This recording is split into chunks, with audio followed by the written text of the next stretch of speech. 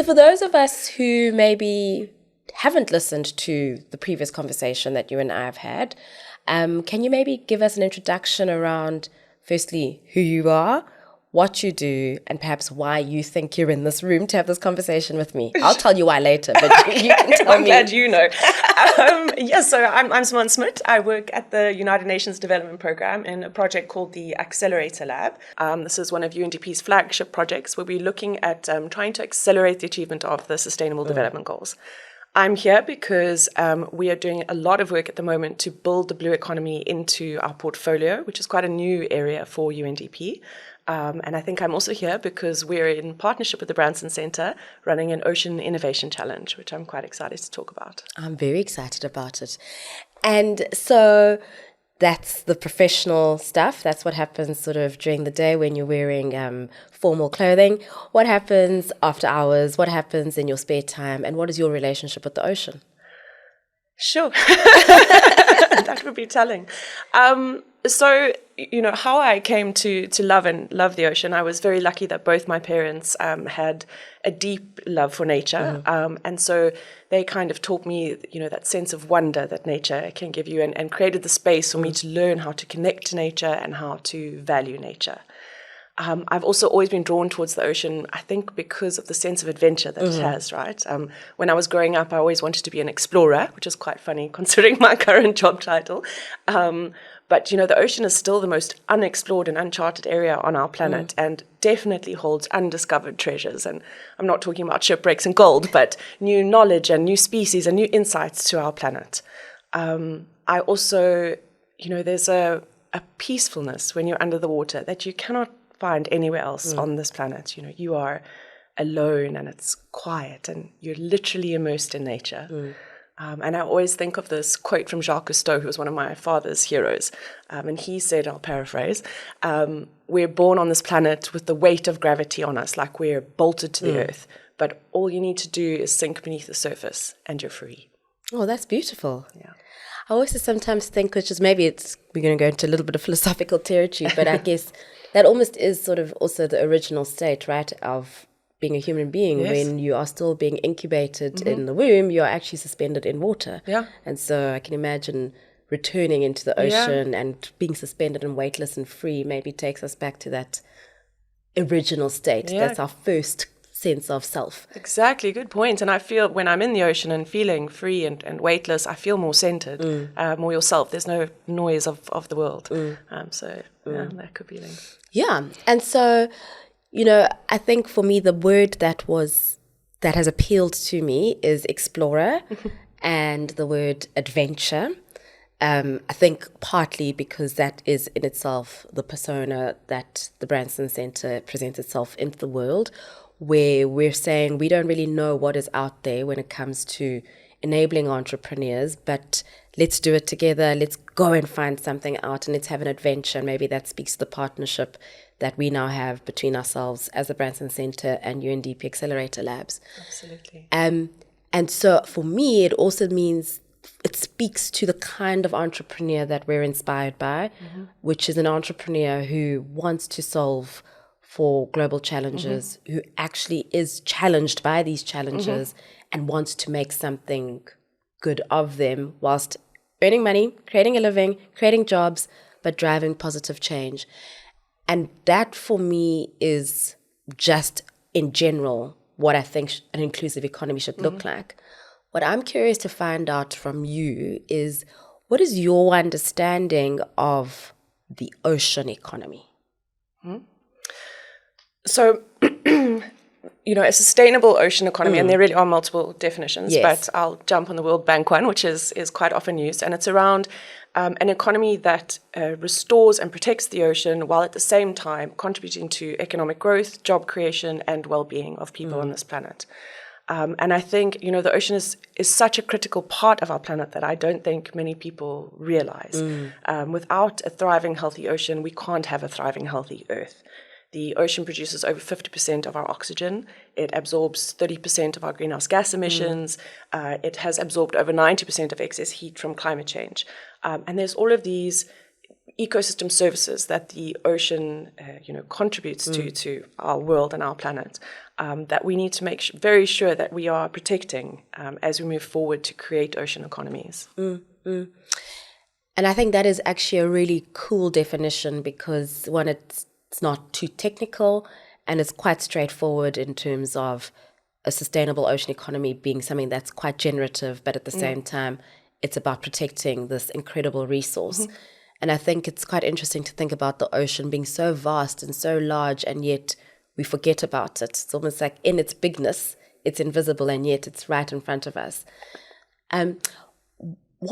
So in talking about, the sustainable ocean economy, and I think from the observations you've made in your work at the UNDP Accelerator Labs, what role do you think South African entrepreneurs can play in innovating for and within a sustainable ocean economy? Yeah, well, a very important role. So you speak about the bigness of the ocean, and I think up until now, there's kind of been this perception that the ocean is too big to fail, right? And that perception has been proved wrong. We are seeing huge amounts of ocean acidification, deoxygenation, warming seas that are destroying our coral reefs, and research is showing that only about 3% of this enormous ocean is actually untouched by human pressures. So the sustainability side of the ocean economy is absolutely critical as we move towards this. So firstly, I think as we're building the sustainable ocean economy, it's a whole of society approach, right? The earth is a commons, it belongs to everyone, and we all have a responsibility to protect it, and that includes the ocean as well. But I think the entrepreneurs and innovators have a critical role to play in this. If we're going to build a sustainable and equitable future, we're going to need to restructure our societies and our economies. And that is going to mean redreaming our development pathways. And there are no better dreamers than our innovators and our entrepreneurs, particularly our young innovators and entrepreneurs. I also think how innovation is so key in this process is that and other key stakeholders in moving towards this is investors, right? Of course. Not only do they assign capital, they also engage with businesses to improve their practices and so on. But it's through innovation that we can unlock investment. Absolutely. So, this all goes together. And I think those are two critical groups in taking the sustainable ocean economy forward. And I love it because it lands us back to this idea that everybody needs to be involved in this conversation, because I think quite often when we're having a conversation around sustainability, when we look at the ocean economy, we're trying to think about how do we protect, repair the ocean whilst we're trying to build an economy there. We then almost vilify the role of commerce, the role of money, and yet we need money to unlock resources and to then encourage and inspire innovation. And innovation, as you say, then needs to inspire investors. So it's this incredible sort of feedback loop that is happening in order to build a sustainable economy. Absolutely. And I think one of the greatest challenges of our time is building that bridge between environmental conservation and socioeconomic development. We have to, decrease poverty and decrease inequality and so on. And for that, we need economic growth. We need businesses that make profit and can employ people, while at the same time preserving and restoring our natural systems. And I think the South African entrepreneurs are also very interestingly poised when it comes to this, given just even South Africa's economy, our place in the world, and our relationship as a country and as an economy with the ocean. Absolutely. I think in South Africa, we have such a unique opportunity for this. Excuse me. If we look at South Africa, we have over 3,000 kilometers of coastline. We have one of the most biodiverse oceans in the world. And if you imagine South Africa on a map, we are surrounded by a vast ocean. And we also, our economic exclusion zone off our coastline is over 1.5 million square kilometers, which is comparable to our land mass, right? So we have this richness of resources. We're on, strategically important shipping routes. We have all of this. And now at this point, the blue economy is actually quite an undeveloped sector in our country. It contributes sort of 2 to 4% to our GDP. And with the sector being undeveloped but starting to gain some traction and momentum now, the space that opens for entrepreneurs is absolutely incredible, because we're starting to build an economy, not from scratch, but from quite low down the ladder, right? And then they have the chance with sustainable businesses for good, to structure the sustainable ocean economy in ways that, you know, can restore the ocean and do all of this wonderful stuff we're talking about that we need. So exciting. I feel the same way. And so have there been any sort of glimpses that you've had in terms of opportunities that might exist for entrepreneurs? What direction do you think some entrepreneurs could be looking at in terms of where can I innovate? What lies ahead just beyond the horizon? I don't know, maybe you have a bit of a crystal ball and you can tell us something around that. So firstly, you know, we spoke about how there was this perception that the ocean was too big to fail, but we really at the moment globally are seeing this incredible mind shift, which a lot of people are calling a blue awakening, right? Around the importance of the ocean and, you know, how the ocean can contribute to development. And some of the really cool trends that we're seeing that I feel are going to support the development of the space is firstly, so with the tech explosion and revolution, we can now collect data that sort of addresses the spatial scale of the ocean, whether that's through satellites or sensors or acoustic devices, whatever it may be. And through that data, we're starting to, or it's allowing a more complex and complete picture to emerge, in some cases in near real time, which is so important for, you know, decision-making and adaptive governance. We're starting to see a huge increase in alternatives to fish meal, which take pressure off our fish stocks, like insect protein. And as you know, UNDP and Branson Centre are supporting entrepreneurs working with black soldier's fly larvae. So that is an alternative to fish meal. We're seeing an increasing number of sustainable blue funds being set up. We're seeing a lot of new practice in regenerative agriculture, like multi-trophic aquaculture and so on, integrated multi-trophic aquaculture. Oh, these are great words. What does that mean? Just let's stop there quickly. Yeah. So that is around where you have different species at different layers in the ocean. So say, for example, your bivalve feeders, like your oysters and your mussels, are on the bottom, and they are cleaning the water. Yes. And then they provide nutrients to, say, seaweed, which is growing in your vertical columns, and that provides a habitat for finfish or whatever it may be. And seaweed also cleans the water and so on. So that's the aquaculture. Amazing. Yeah, it is amazing.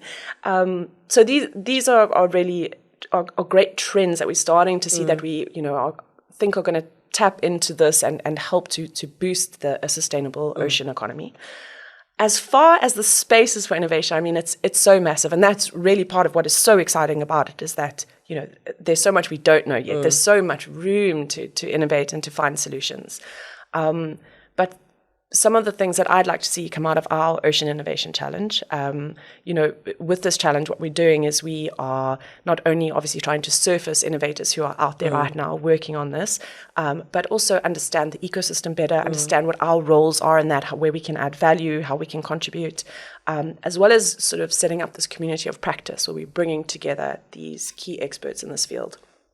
So through the Innovation Challenge, I mentioned seaweed. I'm very excited about the transformative impact that seaweed can have. So seaweed requires no land, no fresh water, no pesticides, no fertilizers to grow. We have over 900 species in South Africa, and our giant kelp grows up to 60 centimeters per day with no resource input. That's 2 rulers long. That's it. That's really long, right? And as the seaweed grows, it absorbs pollutants from the water, so it cleans the water. It sequesters carbon 3 times faster than any terrestrial plant as it's growing. And there's this range of products that seaweed can be used for. So it's a highly nutritious food source for humans. It's a highly nutritious feed source for livestock. And actually, there's some research coming up now which is showing that livestock who are on a seaweed diet produce less methane, which is obviously a big contributor to climate change. We have definitely blamed the cows for many of the ills. Shame it's not their fault. Maybe the people who eat them is probably, we should blame them maybe. What was I saying? So yeah, there's all these products. And then of course, you know, biodegradable packaging, pharmaceuticals, you name it. So it's this extremely rich resource that grows with very little input. So, and we have a perfect biome for it. Yes. So I'm hoping that through our Innovation Challenge, we surface some innovators around seaweed. I think another, sort of hot topic around ocean conservation is plastics. Yes. But I do think, as far as the beneficiation of plastic waste goes, in that space, we have the tech and we have a lot of solutions. We can beneficiate plastic waste into a product that all can... kinds of things, yeah. You can build houses and roads like that we have. But where I'm hoping to maybe see some shifting space is maybe around behavior change. So how do we encourage people to use less plastic, to reduce their plastic use? How do we create biodegradable packaging that is durable to a point, but as affordable as plastics? Can we use sensors and AI to find microplastics in the ocean? And then how do we get them out? I heard about this incredible innovation a while back where they had used biomimicry and they had mimicked the gills of a manta ray, mobula ray, and it's able to filter the microplastics from the water without harming marine life. Wow. So these solutions are out there, and I do believe that most solutions exist in nature, and I'm a strong believer in biomimicry. But these are kind of some of the innovations that we'd like to see that are a bit more transformative, a bit more disruptive. Absolutely, and that's the innovation, right? Yeah. And that, I, every now and again, I like to remember sort of even the values that, the Virgin Group was founded on. And one of those values is smart disruption, where we don't want to come into a situation or any conversation as the Branson Centre in partnership with the UNDP Accelerator Labs and just drive for disruption for the sake of disruption. And that gets, a lot of press and a lot of noise, but rather how can we be smart about it? And at the end of the day, possibly the most intelligent design of all is nature. And so the more we can actually play a role in terms of this biomimicry and get as close to nature as possible, we're going to start seeing real smart disruption. And for us, smart means everybody's enabled, the planet is enabled, the economy is enabled, society is enabled. And so I'm very excited about these things that you're bringing through and bringing in this energy that's so refreshing about it, because that's also part of disrupting this conversation, that it's not held by the scientists. Exactly. It's not a conversation held in hallowed halls where we're just crunching data. This is real life-changing stuff. So thank you for bringing that perspective into things. A question that's landed in my mind right now, and I think you're well-versed and shouldn't panic about the surprise question that will come, is we touched quite quickly at the beginning on the Sustainable Development Goals. And I think it would be remiss of us not to maybe drive into the specific sustainable goal and targets, if you have them on hand, that speak to ocean economy, and because I think that might also be helpful to contextualize why this is important. And I think it also is helpful for entrepreneurs to realize that whatever they're doing in terms of these innovations when it comes to the ocean economy, they speak to a real big developmental path that the whole world is trying to get on, and it's articulated by these Sustainable Development Goals. Yeah, thanks for that segue. So yes, the Sustainable Development Goals, we have 17 SDGs, and SDG 14 is life below water. Some of the targets there are around reducing marine plastic or marine pollution, sustainable fisheries. There's a range. I think there's about 7 different targets that it's aiming at, but it's things that we've raised here already. And these SDGs and the targets really create a blueprint for how we can, move towards a sustainable, equitable, prosperous, peaceful world for all, for everyone. So these frameworks exist, and yes, as you say, it's articulated there, and our entrepreneurs can go and look at these targets and indicators that people have put together that are really the priority that we need to focus on. And beyond that, I think, with this blue awakening, we're also seeing an unprecedented amount of global initiatives that are focusing on the ocean. We have the high-level panel for sustainable ocean economy, which is led by 17 current heads of state, 3 of them from Africa. This year, we've had the United Nations Oceans Conference. UNDP has released an Ocean Promise, where we are committing to helping 100 coastal communities realize a sustainable blue economy. And there's loads of work around this. The UN Global Compact has sustainable ocean principles. UNEP, the UN Environment Programme, has developed principles for sustainable finance for the blue economy. So these global frameworks and global initiatives exist and have gained a lot of traction over the last few years. And I think that should be a resource to our entrepreneurs and innovators, as you say, to not only sit in maybe the business side, but to lock into how they can contribute to development and the enormous impact that they can have there. This has been such an exciting conversation. I've even ran out of ocean analogies because I was like, it's been fun diving in with you. It's been fun sort of sailing through this conversation with you. So thank you so much for bringing in this energy. Thank you for being a fantastic partner in terms of enabling entrepreneurs to source and drive innovation that will get us to a point of changing the ocean economy for good. And I'm looking forward to having you back in studio for another conversation on something else. And so thank you for your time. Thank you so much. And I maybe just want to end with one point as well. That Yes, please. I think when we speak about how innovators and entrepreneurs can contribute to this, I think it would be remiss not to mention that every individual has a role to play and can make an impact. And I know that when we speak about climate change and ocean acidification, it's so big. You feel overwhelmed as an individual. Like, what can your actions actually do? But all of those actions collectively add up and can have real transformative impact.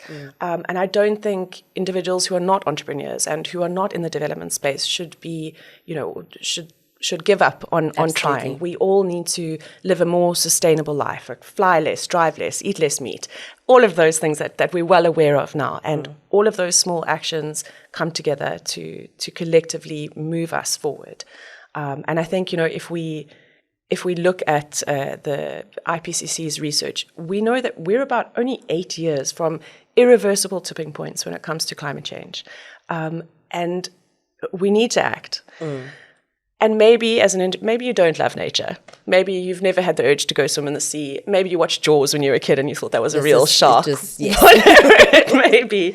But if not for a love of nature, surely we need to act from a space of trying to save our planet and our species. And we are all involved in that. Absolutely. So, well, from a place of self-preservation, and that's okay. That's okay. To think of it from that point of view. We don't have to carry the weight of the ocean on our shoulders, as it were. And I think that is a powerful reminder in terms of the significance of the individual and individual actions. Yeah. And so I think that is important. Absolutely. And if I can go full circle and quote Jacques Cousteau again to end it off, he said, and again I paraphrase, that the ocean is humankind's greatest hope, which we know from everything we've said about, the stats that we've wrapped around 50% oxygen. So the ocean is humankind's greatest hope, and we're all in the same boat. I love it. I like being in the same boat with you. So thank you for your time. Thank you. Thank you so much.